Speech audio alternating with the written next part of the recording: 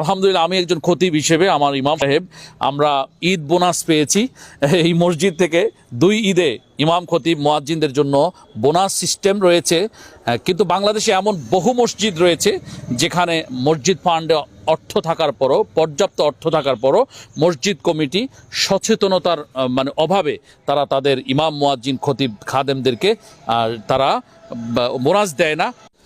আসসালামু আলাইকুম ওয়া রাহমাতুল্লাহি ওয়া বারাকাতুহু। দর্শক যে যেখান থেকে দেখছেন সকলকে মদিনা মসজিদের পক্ষ থেকে আন্তরিক অভিনন্দন জানাচ্ছি। আমরা এখানে আজকে একটা জরুরি বার্তা আপনাদেরকে দিব, সেটা হচ্ছে যে সামনে কোরবানি ঈদ রয়েছে। তো এই কোরবানি ঈদকে কেন্দ্র করে বিভিন্ন মসজিদ আলহামদুলিল্লাহ অতিথিও তাদের ইমামদেরকে, খতিবদেরকে, স্টাফদেরকে বোনাস দিয়েছেন।